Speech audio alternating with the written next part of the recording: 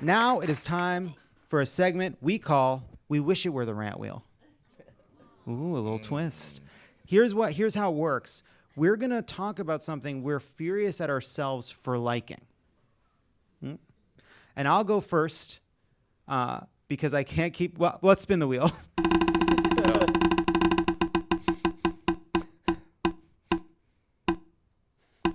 I like it with our heads on it. That was What a surprise. That was completely random. Oh my God. It's like a Russian election. I've won again. With 100% of the vote, yet again. Still champion. All right. I have to tell you something. I tried the Apple Vision Pro, and it's cool as hell. And I'm sorry. It's They're cool as turning fucking on hell. you. Oh my God! It was like the All right. dinosaur was in my living room, and I'm sorry. And it looked stupid, and I felt ridiculous. But then I started using the notepad to write things in my living room, and you can like make little notes, and you can leave and come back, and it's still fucking in there. You can walk around, you can sit on, you can watch a Star Wars movie on Tatooine, and I know that that's not important. Wait, but like I think the important thing that can save you. Where are you using your Apple Vision Pro? In the comfort of your own home, or are you? No, out? I was driving my Cybertruck, but that's neither here nor there. It has autopilot. That's what it's for. Sure. But John, you can just write a note on a piece of paper in real life, and it will still and be it will there. still be there when you come back in the room. I do that almost every day. You can leave a note somewhere. I When you do come it back, all the it's time. still there. Who's stealing the notes in your house, John?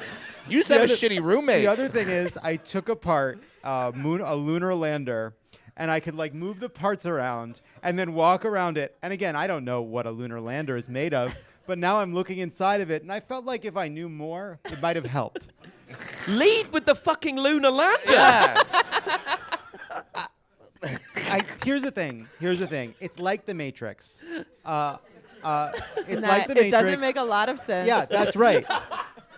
It just looks like you're playing the most fucked up harp of all Yes. time. It's just But what I mean when I say that it's like the Matrix, it's the logical end of capitalism, and you won't believe it until you see it for yourselves. And I had a lot of fun, and I did not buy one yet. All right. That Apple, if you're listening, if you send Lovett one, he will present the rest of this series only wearing it. Like there's... yeah. Listen, I feel as though I have put myself out there in a way that has, at the very least, earned consideration of an Apple Vision Pro showing up. And if it doesn't, I won't be mad, because that's not why I did this. Or just send him a pen and paper. And a And a magic paperweight. eye puzzle. Yeah. Send me a magic eye and a fucking notebook. Apple, pencil. I know. And yeah, I watched 3 minutes of Avatar: The Way of Water in 3D. I'm just picturing Tim Cook coming out in a black T-shirt, and he's like, "We've innovated again. It's a stick that allows you to put words on paper, and they stay there." Okay. You leave the room, they're still there. And for only the low price of $5,000, Okay. you can have this technology. Leave your brain on the nightstand. Apple pencil. I realized that what I described it as was stupid. Let's spin it again. What if it comes up as you again? It has landed on Brad. So what's close. something you hate to love? Shoes. I'm a big shoe guy, a big shoe guy? sneaker head, and it's definitely like some sort of little man syndrome, Napoleon complex, because I like having nice shoes, because I think too many times people think that the only shoes that I can have are shoes that have like lights blinking from them or like certain cartoon characters on them. So I like to go around and be like, see, F you, Jordans, just like you. And I like to do that. But thankfully, mine are way cheaper than yours.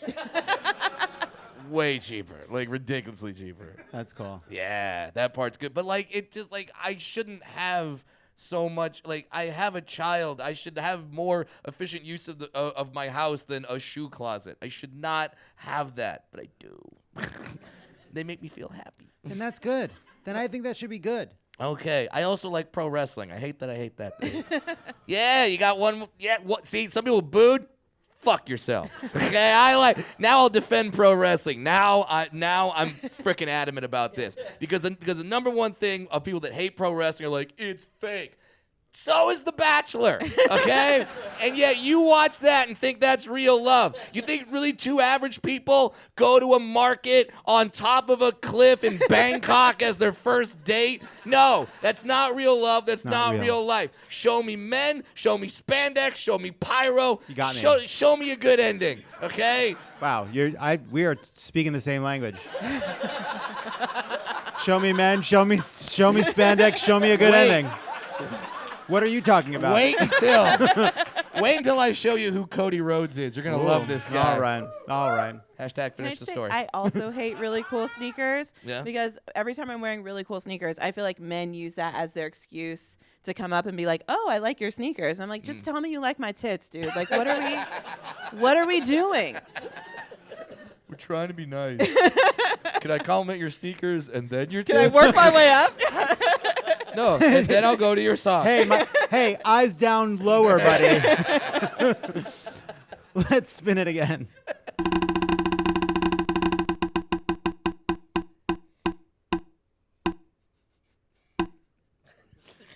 It's landed on Nish. Okay, so this week, Sam Mendes has announced that he's making 4 Beatles movies, each one from each one of their point of views. Obviously, our first question, even Ringo's. The answer, yes. And the reason that I hate that I love this is that I love the Beatles. I'm a huge Beatles fan.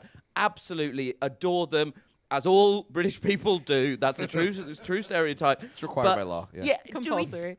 Do we need more Beatles content? Like, there's so many documentaries, there's so many footage of actual people. Do we need to see sort of actors pretending to be them? I think there's such a danger with making biopics of people that are so on film and so readily available. And I also think, like, isn't it something sort of creatively bankrupt? Shouldn't we be making films about less celebrated musicians that actually bring them more to light? Like when the documentary about Daniel Johnson came out and a whole new generation of people discover that person's music or searching for the Sugar Man. Like, isn't that where we should go? And yet, even as I think all of this, I know I'm going to watch every single one the day that it comes out, and I will be making notes about all of them. I will be praying the Ringo Starr episode covers his time voicing the cartoon Thomas the Tank Engine. I'll be massively hoping for that. But yeah, I think it feels sort of like not something that we necessarily need, and certainly not something that like we need someone like Sam Mendes to devote like years of his life to. But because like he could be making James Bond, an original franchise. Good reference. Something we don't have too much of at all. Yeah, Hey, finally, a he James Bond movie. Yeah. He also made 1917, a film about the First World War. One of the least filmed wars. No, it's one of those things where every part of me thinks this feels creatively bankrupt. Also, the sort of novelty of the 4 films makes it feel like films deliberately trying to ape streaming, which I don't like. I like the fact that a film is between like 90 minutes and 3 hours and not 75 hours. I like that it's not a 75-part TV series. I like but at the same time, I know because I'm so obsessed with the Beatles that I know 100% that I will watch every single one of them. I think the only biopic of the Beatles I would watch would be of Yoko. Yeah, well, that it would be great if the John one gets split into 2 parts by Yoko. That would be like a fun. That would be at least like a fun riff on the whole thing. Yeah. There's something about like when very creative people make like very talented, incredible directors and writers, like they're like, I want to make something about the creative process. And then inevitably you end up with something that's like, look, I'm not expecting that at some point there's going to be an egg and a walrus and then just sort of looking back and forth and be like, I've got it. But like, Unless it's in your Apple Vision Yeah. Pro, and there's an egg and a walrus that you can leave in your living room, and it'll still be there. it'll be there when I got home. I almost said, you can make a shopping list in your kitchen. Buddy, have I got news for you? Right on the fridge. You can put it on the fridge and it'll still be on the fridge when you leave and come back. Listen, the point I was making. There's lots of creative and interesting people that listen to these podcasts. Surely somebody could cut together from what Jon has said. I love it. Apple Vision advert.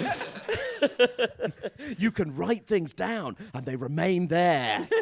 Can it help you make a to-do list? Let's spin well. it again.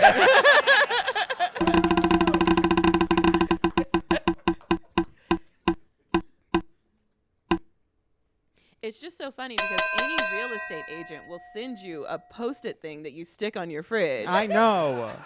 I didn't To do a make good your job of shopping explaining why it's cool. I know I fucked up. I fucked up. You fucked up. You all saw it, and you didn't let it go. And you're keeping me honest. You're holding me accountable. Ashley, you're up. Well, this one is going to be very vulnerable. I have recently become addicted to HGTV. As recently as 20 days ago, I was a cool young black woman. And now I am a middle-aged wasp. It's on all the time. And every show is the same. It's always a white couple. And the man hates the woman with every fiber of he hates her so much. Every joke is about how he hates her. But the way you know he's still a good guy is he's always like, she's the boss. She's the real boss of this work site. It's like, no, it seems like she is your boss. Like 3/4 of the episode is her working and you doing bits about how much you don't like her. And I can't stop watching. And I'm watching it and I'm like, oh, I hate these people. Ooh, a brass faucet? Every episode, what are they going to do? They're going to remove the walls and paint it white. And here I am in my bed. I wonder what they're, remove the walls and paint it white and put in a brass faucet. And I'm riveted and I'm ashamed. I hate that you said, like, what am I, a middle-aged wasp? And I was like, hey, I like HGTV. Oh, no. And then I stopped and went, oh, fuck, I'm 40 and white. Yeah, that's me. Yeah, that's me. It's very compelling. I'm in it. I'm into it. We don't use the term wasp. I'm familiar with the term, but we don't use the term wasp in Britain. So there is, every time I hear an American refer to a wasp, there is always a moment where I'm like, oh my God, how big is this wasp? There's It's married a human woman? They're big and they do sting. Yeah. Okay? In this room, 4'4". That's how big the wasp is. Still a good-sized wasp. Easily swattable. Still Good scary. size. Yeah, still a good size. But you don't understand. You put the thing on, and it's like you're in another world, because you can make a list of things, and then it can be where you. And that's things we hate to love. Thank you so much to Nish, Kumar, Brad Williams, and Ashley and Nicole Black. There are 261 days until the 2024 elections. Have a great night and have a great weekend.